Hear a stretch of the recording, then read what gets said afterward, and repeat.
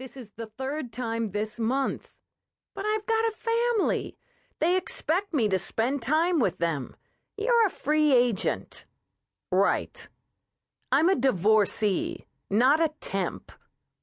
Clark shuffled into her office and leaned his ample behind against her desk. Just this once. Beth and we're having problems, and I want this vacation to start off right. I'll return the favor sometime, I promise.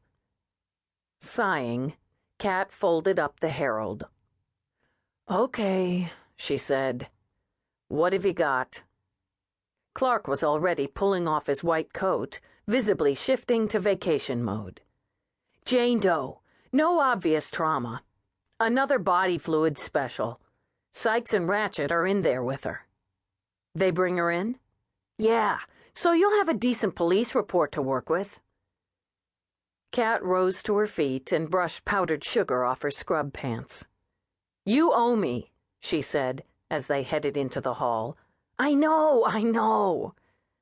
He stopped at his office and grabbed his jacket, a fly fisherman's version, complete with a zillion pockets with little feathers poking out.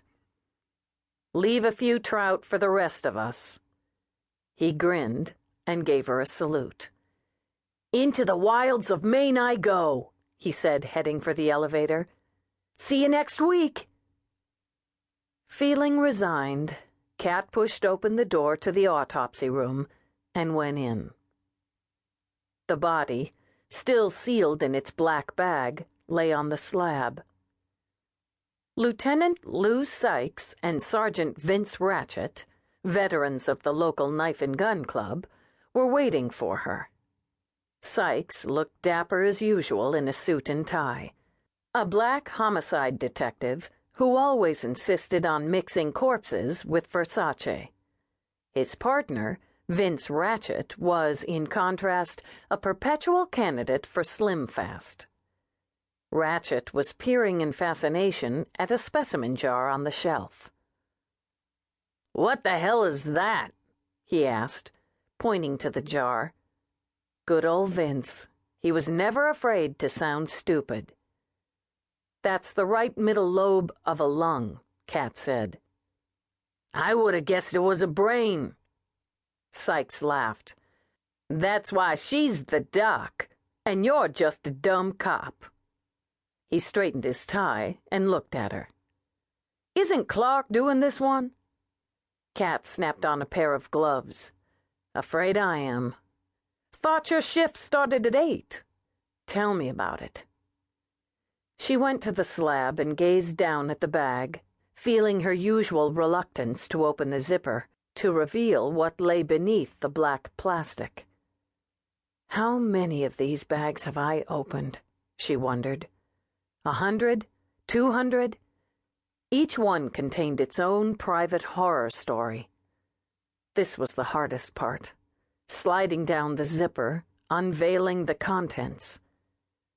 Once a body was revealed, once she'd weathered the initial shock of its appearance, she could set to work with the scientist's dispassion. But the first glimpse, the first reaction, that was always pure emotion, something over which she had no control. So, guys, she said, what's the story here?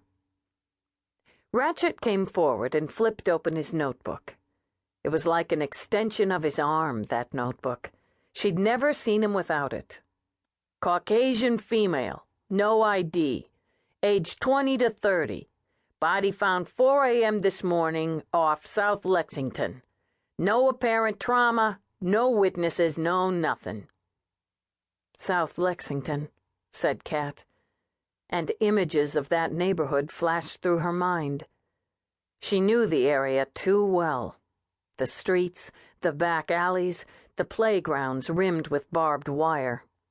And, looming above it all, the 7 buildings, as grim as 20-story concrete headstones. The projects? She asked. Where else? Who found her? City trash pickup, said Sykes. She was in an alley between 2 of the projects.